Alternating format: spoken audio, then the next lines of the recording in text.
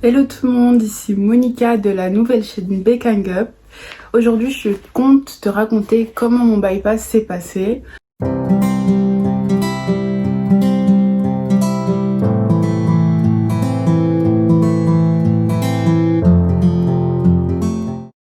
Alors, il faut savoir que moi, je suis de Bruxelles, donc j'ai fait mon bypass dans un hôpital connu du centre de Bruxelles.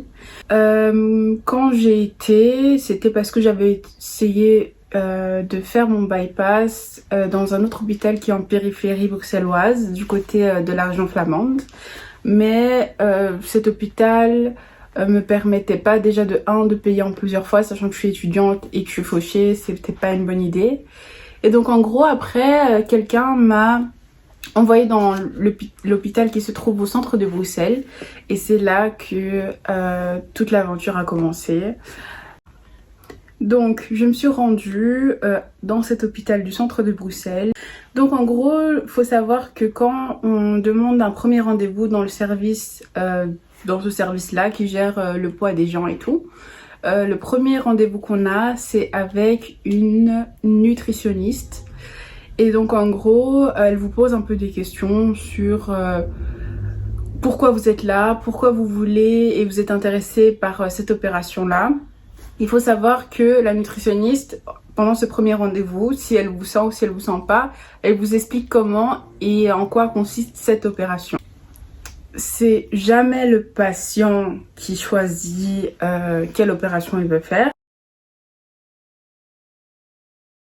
Il peut indiquer ses préférences à, en tout cas, la nutritionniste ou au chirurgien, mais c'est toujours le chirurgien qui a le dernier mot dans ces cas-là. Moi, personnellement, j'étais partagée entre les deux opérations. Ces deux opérations sont des opérations très lourdes, mais je me disais que la sleeve, il y a beaucoup moins de choses à faire. Et le bypass, c'est beaucoup plus lourd que la sleeve, ça on va pas se le cacher. Donc j'avais déjà peur, point de vue récupération et tout. J'en ai parlé autour de moi, j'ai essayé de voir des vidéos sur YouTube, mais il n'y a pas beaucoup de gens qui donnent assez de détails sur ça. Et finalement, point de vue poids, je me dirigeais plus vers la sleeve parce qu'on perd beaucoup plus de poids. Et comme j'avais quand même beaucoup de kilos à perdre, je faisais le poids juste avant l'opération, donc un jour avant l'opération. Je faisais 127 kg, 600 grammes. Donc c'est très très lourd. En fait à l'époque, un an avant que j'arrive à ces 127 kg, 600 grammes, je me rendais pas compte de l'urgence et du poids que je faisais parce que dans mon miroir, vous allez dire que c'est un peu bête et absurde, mais je me voyais pas à 127 kg. Je voyais que j'étais ronde, que j'étais assez forte, mais que j'avais de belles formes et tout, et que j'avais quand même une taille fine, parce que dans la famille, on est réputé pour les tailles fines. Et donc, en fait, c'est le fait que j'avais une taille fine, quand même, que je me disais, en fait, je faisais pas ce poids, en fait. Il faut également savoir que à la fin de ce premier rendez-vous, rien n'est fait. Vous devez rien payer à part le coût de la consultation du premier rendez-vous, quoi. Et vous avez obligatoirement un temps d'attente, même si ils vous le disent pas. On m'a dit juste le fait de faire une opération, mais vous devez quand même, vous pouvez pas me le dire maintenant parce que voilà, c'est quelque chose d'assez lourd, un bypass ou une sleeve en tout cas. C'est les organes, donc réfléchissez à votre aise. Ils incitent vraiment pour que vous réfléchissez à votre aise avant de vous engager dans ce genre d'opération, quoi. Donc, suite à la confirmation que j'ai donnée par téléphone à ce service-là, j'ai eu un deuxième rendez-vous avec la nutritionniste. Et en gros, il faut savoir que dans ce service, c'est vraiment pratique parce que c'est pas nous qui allons nous inscrire à tous les examens obligatoires pour faire l'opération. C'est vraiment elle. J'avais l'impression d'être une enfant, mais pas dans le sens ouais je suis une gamine, je sais rien faire. C'était vraiment très rassurant parce que dans le service tout le monde se connaît, tous les médecins qui sont là se connaissent, travaillent ensemble, que ce soit la nutritionniste, diététicienne, chirurgienne, etc., même la psychologue. Donc en gros, on se sent vraiment comme si on était bordé en fait. On ne doit pas téléphoner, attendre des centaines de mois pour faire un examen, alors que voilà, c'est vraiment en fait la nutritionniste au moment où j'ai dit que j'avais l'accord déjà du service social de payer en plusieurs fois après l'opération, et aussi le fait que je sois sûre de faire l'opération, que j'étais engagée, tout ça, que en fait c'est là où elle téléphone elle-même, pas devant nous mais en tout cas dans la semaine, elle téléphone à tous les rendez-vous automatiquement que vous devez faire. Et donc en gros c'est d'ici 5 jours, c'est très rapide, vous avez une enveloppe qui arrive à votre domicile avec tous les papiers de rendez-vous, donc c'est une enveloppe comme ça quand même, comme ça. Et donc en gros, elle arrive, cette enveloppe arrive à votre domicile et vous voyez tous les rendez-vous que vous devez faire. Déjà, ça vous économise du temps parce que dans la plupart des hôpitaux de Bruxelles, juste le faire un simple examen et attendre, ça prend plusieurs mois. Après, je sais pas en France. Et aussi le fait que vous devez pas téléphoner, attendre tous les mois. Donc, après avoir reçu cette grosse enveloppe, j'étais vraiment très contente et très excitée. Je me suis dit, enfin, cette opération, bah, elle est réservée quoi pour moi et que si tout va bien dans les examens, je vais la faire. Donc, c'était une étape de plus et d'avancée pour moi. J'étais très contente, très heureuse. Donc, si je me trompe pas, le premier examen que j'avais, c'était une prise de sang. Je sais que j'en ai fait, attendez, je l'ai noté. Je pense que j'ai fait une prise de sang ou deux, quelque chose comme ça. Et moi, j'ai eu, en fait, aussi, j'ai oublié de vous dire. Et donc, en gros, la nutritionniste, ce qui est bien aussi, c'est qu'elle essaye de vous mettre tous les rendez-vous, en tout cas dans ce service-là, le même jour. Donc, imaginons que vous habitez loin, vous venez 15 jours et vous faites tous les rendez-vous, en fait. Moi, je sais que je suis arrivée vers 8 h du matin. Et je suis partie de là vers 16 h et j'avais tout fait. Il restait juste d'autres rendez-vous, mais c'est pas des examens quoi. Vous restez à jeun un jour et puis pas un jour complet, mais juste le temps de la prise de sang le matin et puis c'est tout. Après la prise de sang, si je me rappelle bien, j'ai eu une endoscopie. Tout ça s'est passé dans la même journée, une endoscopie. Donc en gros, on vous infile, si vous savez pas, un tuyau par la gorge, ça va jusque dans votre estomac si je me trompe pas, et en gros il y a une caméra, elle regarde tout ça.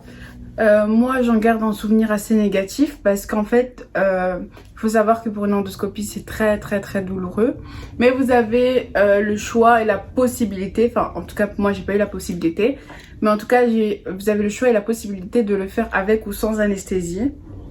Donc vous voyez tellement que c'est douloureux, on vous propose une anesthésie. Donc en gros moi qui suis douillette, je me suis dit ouais je vais prendre l'anesthésie. Sauf que moi depuis que je suis petite, dans tous les états, que ce soit mince, forte ou tout ce que vous voulez ou entre les deux, mes veines ne se voient pas. Mes veines ne se voient pas. Donc en gros ils sont restés quand même 30 minutes à essayer de trouver une veine. 30 minutes c'est pas une blague, peut-être 32, 37 minutes, en tout cas plus que 30 minutes. Et en fait, je stressais parce que à un moment, je me suis dit soit je vais pas le faire parce qu'ils trouvent pas ma veine et que j'ai demandé avec anesthésie, ou soit voilà quoi, je sais pas ce qui va se passer, mais en tout cas ça fait peur. Donc moi, terrifiée que j'étais là, en train de me dire quel sort va s'abattre sur moi, bah ils sont en train de parler, ils se sont rassemblés d'un côté de la pièce et ils étaient en train de parler tout bas en fait. Et en gros, il y a une femme qui est venue, elle était très gentille. Je suis tombée sur des personnes très gentilles. Ils m'ont dit, écoutez, on est obligé de le faire sans anesthésie. Déjà, moi, les tests Covid, je supportais pas, sachant que c'était dans le nez. Alors, dans la bouche, la gorge, tout ça, je le sentais pas en fait. Et donc, en gros, bah, on m'a pas endormie, je l'ai fait à sec. Hein. Faut savoir que le tuyau, il est comme ça en fait, d'épaisseur. Il est comme ça. Et donc en fait, il est très long aussi. Donc en fait, on te passe ça par là. Et en fait, comme j'avais pas d'anesthésie, et en fait, en même temps que le tuyau rentrait, j'étais en train de vomir mes tripes, mais vraiment mes tripes, que votre corps est en train de trembler. Vous êtes en train de vomir vos tripes. Mais eux, ils voient ça tous les jours. Et vous, vous êtes vraiment en train de stresser. Moi, j'ai cru que j'allais mourir, mais en fait, j'étais loin de la mort. Mais pour moi, j'étais en train de dire non, stop, stop, stop. Et une fois que le tuyau a dépassé vos lèvres, ils peuvent plus arrêter, en fait. Donc là, voilà, j'étais vraiment perturbée. C'est le pire souvenir médical que j'ai. Ensuite, si je me trompe pas, j'ai eu une échographie. C'était pour voir, je pense, mon estomac et les organes autour. Ça s'est bien passé. Puis ensuite, j'ai dû, je pense, rentrer chez moi si je me trompe pas. Et puis, quelques jours plus tard, j'ai eu le rendez-vous avec... Ah non, c'était le même jour en fait, pardon. C'était le même jour. J'ai eu rendez-vous avec la diététicienne qui m'a parlé du régime pré-op et du régime post-op. Donc pré-op avant opération et post-op après opération. Elle s'occupe plus de ça en fait. Et puis ensuite, j'ai eu le premier rendez-vous avec la psychologue du service. C'est elle qui vous juge mentalement apte ou pas à subir une opération. La décision finale, c'est vraiment elle qui influence la décision finale. Donc si vous êtes dans un état où vous avez beaucoup de problèmes, vous savez pas trop les gérer, comme moi à l'époque, voilà, je me sentais vraiment pas bien. J'ai essayé de camoufler ça, mais elle m'a dit que j'avais l'air déprimée. Elle m'a dit, écoute, je vais pas te mentir, je te trouve pas apte à subir cette opération. Par contre, quand elle vous juge ne pas être apte à subir cette opération, c'est pas parce qu'elle dit ça que toute l'opération est annulée, que vous pouvez pas le faire un jour. Non. En tout cas, dans ce service, ils vous rajoutent 6 mois d'attente où vous devez soit la revoir plus, ou soit si vous avez une autre psychologue de préférence ou quoi, vous pouvez aller chez elle. Mais en tout cas, moi j'avais une psychologue en fait qui m'a beaucoup aidée ailleurs. Et donc en gros, je sais qu'après j'ai dû revenir chez elle une fois de base avant l'opération, sauf qu'elle était malade. Mais en tout cas, elle m'avait demandé un justificatif qui prouve que j'avais une autre psychologue et que je la voyais depuis les 6 mois là de prolongation. Ensuite, 6 mois plus tard, donc comme je vous ai dit plus tôt, j'ai eu beaucoup de rendez-vous avec ma propre psychologue personnelle qui est hors de ce service-là. Donc en gros, j'ai vu quand même encore une fois la psychologue de ce service-là. Je lui ai expliqué. Elle m'a dit que j'avais l'air beaucoup mieux. Et c'est vrai, j'allais vraiment beaucoup mieux. Beaucoup de choses dans ma vie s'étaient arrangées. Et en même temps, je me sentais vraiment beaucoup mieux. C'était, voilà, deux facettes de moi vraiment différentes en fait. Elle m'a dit, ouais, moi je le sens, je veux juste une lettre justificative comme quoi t'as vu quelqu'un d'autre. Parce que elle et moi, on s'était pas beaucoup vus. Donc, j'ai envoyé cette lettre justificative puisqu'elle était malade. Et puis, on m'avait quand même déjà pris mon rendez-vous avec un chirurgien.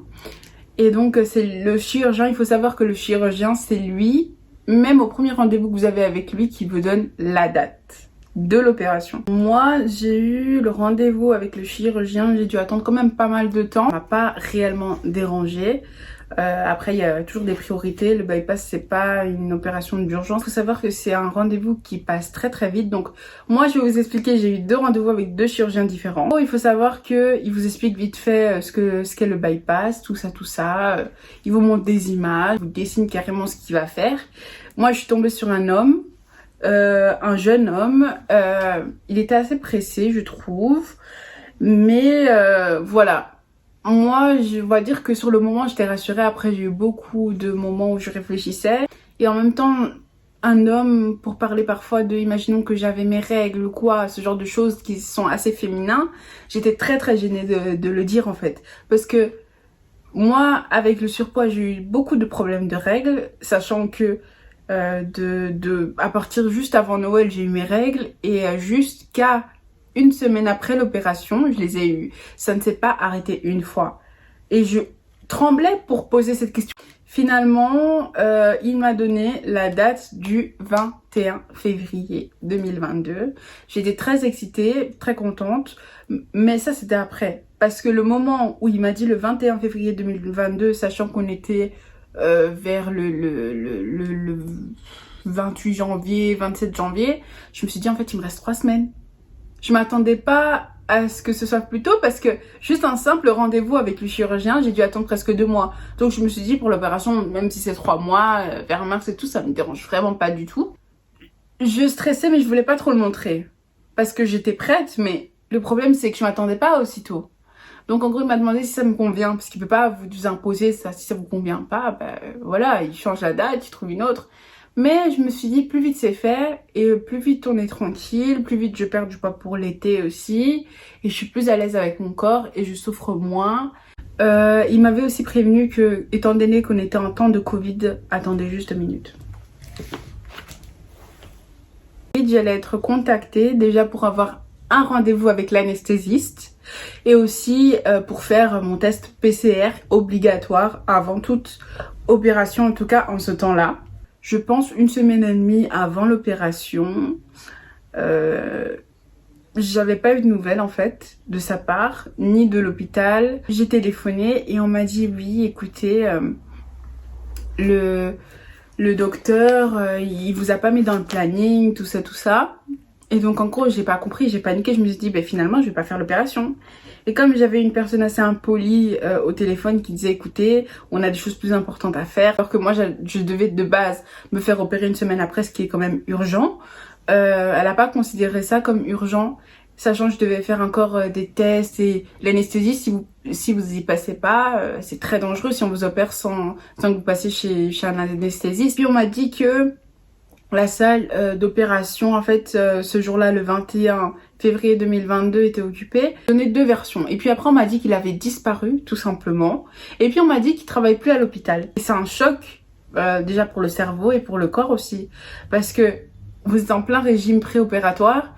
Vous avez perdu quand même 2 kilos avec ce régime. Et puis vous vous dites, en fait, ça sert à rien. Peut-être que ce sera dans 1 mois, dans 2 mois. Donc le régime rime à rien au final. Finalement, l'après-midi, je suis tombée sur une correspondante au téléphone de cet hôpital qui était très gentille et qui m'a expliqué, écoutez, je vais vous dire la vérité. Il ne travaille plus pour l'hôpital même.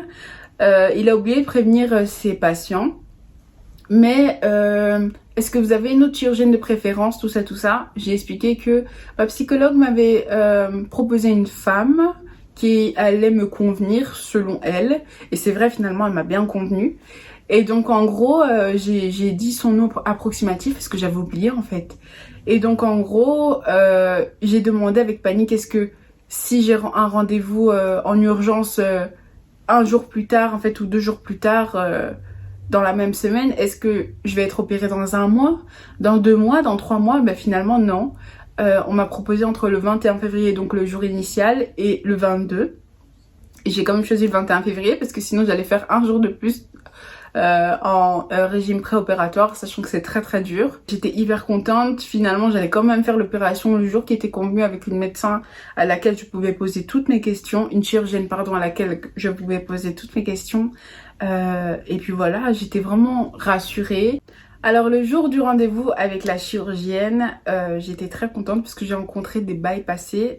Moi en tant que future bypassée, donc future bypassée, une personne qui n'a pas encore eu son opération bariatrique, j'avais des questions et donc j'ai fait connaissance avec 2 femmes qui étaient déjà à 2 semaines post-op en fait, qui avaient perdu, il y en avait une je pense qui faisait dans les 110 et elle était déjà à 97, 98 kilos quoi. Et ensuite j'ai rencontré une chirurgienne, donc la chirurgienne qu'on m'avait prévenu que j'allais voir, c'est une femme tellement... Elle prend du temps de vous expliquer certaines choses, elle rigole avec vous. On a l'impression que c'est votre sœur en fait qui va vous opérer. La confiance, en plus le fait que ce soit une femme, j'ai pu lui dire est-ce que j'ai mes règles, si j'ai mes règles le jour de l'opération, comment je fais. Il faut savoir que si vous avez vos règles ou vous craignez de les avoir le jour de l'opération, moi je vous conseille en tout cas de plus mettre de tampons 2 jours avant pour éviter les chocs septiques ou les staphylocoques dorés là. Mais vous mettez par contre des serviettes hygiéniques bien épaisses au fond de votre culotte et puis normalement ça ira. Et le jour de l'opération, vous continuez, vous faites aussi, vous continuez en fait. Donc vous mettez aussi ça, même avec la culotte pour les opérations qu'on me donne, le filet, vous mettez la bande hygiénique en plein dedans quoi. Et j'ai fait ça comme ça et je n'ai pas eu de problème. Alors, sachant qu'il me restait une semaine avant de me faire opérer, j'étais très contente. J'ai continué mon régime préopératoire. Donc après avoir eu des conseils et l'avis sur mon régime par la chirurgienne, j'ai décidé de changer totalement mon régime préopératoire. Vu que pour elle il est trop strict, et c'est vrai qu'il était hyper strict, je mangeais pas, j'avais tout le temps faim. Le fait de pas avoir du sucre, ça m'a fait très mal psychologiquement, c'était assez dur. Et puis en gros, j'ai mangé beaucoup plus, mais toujours sainement comme je mangeais. Donc moi je conseille pour les gens qui sont en plein régime pré-op, si vous aimez tout ce qui est un peu avec un peu de goût ou quoi, mais qui n'est pas très calorique. Moi je mangeais de la salade de laitue avec de la salade de mâche, juste un peu, quelques bouquets. Vous mettez de la vinaigrette aux ciboulettes que vous pouvez trouver chez Lidl, elle est très très bonne je trouve. Mais vous mettez une cuillère à soupe, voire deux si vous voyez que la salade est beaucoup trop grosse. Et vous achetez des tranches de filets de blanc de poulet que je trouvais aussi chez Lidl. Pour ceux qui aiment le goût, il y en a qui sont assaisonnés au curry et au poivre, d'autres nature. Moi, ça dépendait des jours et de mon envie du jour en fait. Et je coupais moi-même, soit avec des ciseaux à cuisine ou soit à la main, je les déchirais, je les mettais dans la salade. Il y avait quelques jours où j'agrémentais cette salade d'olives et d'œufs aussi. Vous mettez toutes les épices que vous voulez. Les épices ça fait pas grossir du moment que c'est pas le bouillon qui est assez gras quand même. Et puis comme vous pouvez pas boire de sucre, donc fini les sodas, fini les milkshakes assez caloriques. Donc moi je conseille, si les gens adorent le sucre et qui veulent vraiment respecter ce régime pré-op, la banane c'est du sucre naturel et moi je voyais pas la différence entre un milkshake avec sucre à la banane et un milkshake sans sucre avec la banane.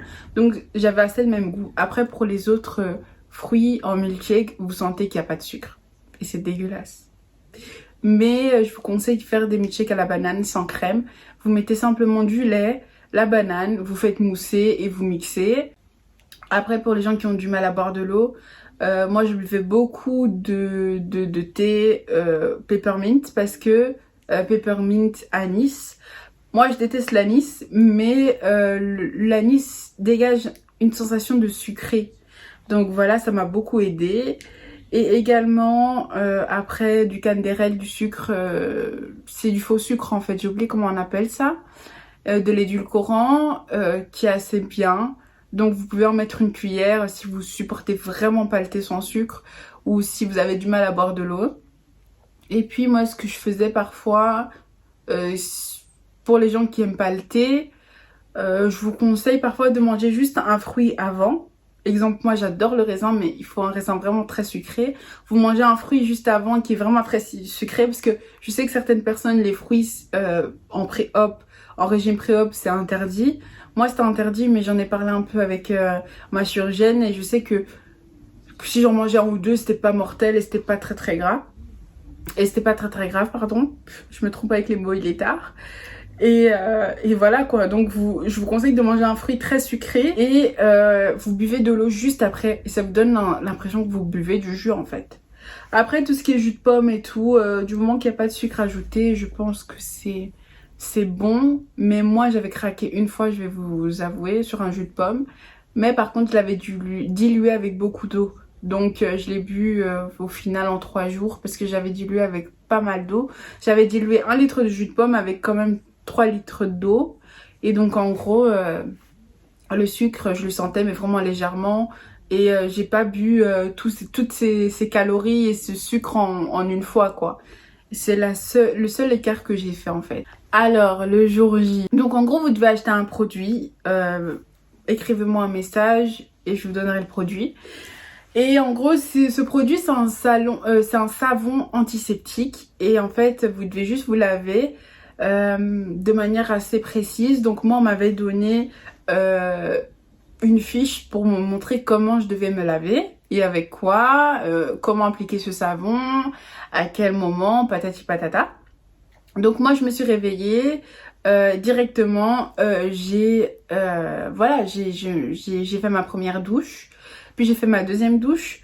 Prévenez si vous êtes, vous habitez avec beaucoup de personnes, comme c'est le matin, tout ça, prévenez-les que vous allez prendre un peu plus de temps. Donc en gros, moi j'ai quand même fait 30 minutes pour cette douche, les 2 fois. Et ensuite, il faut s'essuyer absolument avec des essuies, soit tout nouveaux, ou soit qui viennent d'être lavés, mais vraiment lavés en profondeur. Donc moi j'ai acheté un nouvel essuie, comme ça je suis sûre. Je l'ai lavé une fois pour enlever le fait que les gens dans les magasins touchent les essuies. Et je me suis essuyée avec ça, je l'ai séché au lavoir. Donc j'étais vraiment très très très hygiénique. Voilà, en profondeur. Il faut mettre des vêtements absolument mais propres, qui n'ont même pas touché le lavabo, qui n'ont même pas touché le sol ou votre lit. Si exemple il y a d'autres choses, voilà. Donc en gros j'ai mis les vêtements les plus propres que j'avais ce jour-là et chez ma mère. Donc c'était vraiment dur parce que chez ma mère j'ai plus trop de vêtements là-bas parce que j'habite plus là-bas. Et donc voilà, et puis je suis allée en métro parce que voilà, mon père n'était pas disponible et le compagnon de ma mère n'était pas disponible non plus ce jour-là. Donc on a été en métro, moi et ma mère. Et voilà, elle m'a déposée, c'était au rez-de-chaussée et elle pouvait pas rentrer plus loin que la salle d'attente des trucs. En fait, il y a une sorte de salle d'attente et là, il y a un service et c'est là où directement vous rentrez. Et là, il y a des petites chambres où vous devez vous habiller en conséquence, quoi. Donc, petite chemisette en papier, là, d'opération, bonnet, culotte à filet, et voilà. Donc ma mère m'a déposée là et puis j'ai fait mon chemin dans ce service toute seule, enfin avec une infirmière qui m'escortait. Et puis donc j'ai enfilé tout ce qu'elle me donnait.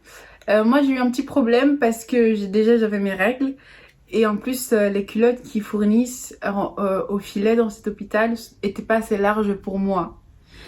Donc j'ai eu beaucoup j'ai cassé je pense 3 culottes à filet. Je sais, c'est ridicule. J'ai cassé 3 culottes à filet. Il y a une infirmière qui était très gentille, elle a coupé les bords et tout, mais c'était encore pire. Et donc finalement, au bout de la 4e tentative, elle a coupé un peu plus haut et j'ai dû écarter avec mes cuisses. Et en fait, c'était au niveau de mes hanches et de mes fesses que ça rentrait pas. Donc en gros, je me suis dit, tu sais quoi, comme j'ai mes règles, je vais quand même mettre la protection hygiénique, donc la grosse serviette de nuit. Et donc en gros, bah voilà, j'étais à moitié nue en dessous de ma robe d'hôpital, quoi. Parce que la culotte, elle faisait effet string au niveau de la vulve, quoi. Et voilà. Et qu'est-ce que je vais dire d'autre aussi? Ah oui, il faut savoir que même si on ne vous le dit pas, pour toute opération, il vous faut des bas de contention en fait. Donc achetez des bas de contention ou essayez d'en prendre ou d'emprunter à une amie, à votre mère, à votre grand-mère. Parce que sinon, en tout cas dans cet hôpital, on les fait facturer sur le moment à 70 €. Moi, sachant que j'avais déjà été opérée en Tunisie, comme vous savez, certains, j'avais déjà des bas de contention qu'on m'avait donné gratuitement en Tunisie. Donc je me suis dit, en Tunisie c'était quand même une opération. Donc en gros, je me suis dit, tu sais quoi, parce que j'avais fait une petite valise, même si je reste à l'hôpital que 3 jours, je vais quand même les utiliser, je vais quand même les mettre et après je perds rien si on me dit non ça sert à rien. Bah voilà, finalement ça m'a sauvée, sinon j'aurais dû payer 70 € de ma poche directement. 70 € c'est quand même une somme, surtout pour des bas de contention. Donc je les ai mis et j'étais hyper fière en fait. Je me disais mais j'économise quand même 70 €. Ensuite quand j'étais enfin prête, on m'a escortée vers une sorte de salle qui était même pas à 20 mètres et là vous voyez tout le monde, des gens que vous connaissez pas dans le même état que vous, habillés comme vous, hommes et femmes confondus.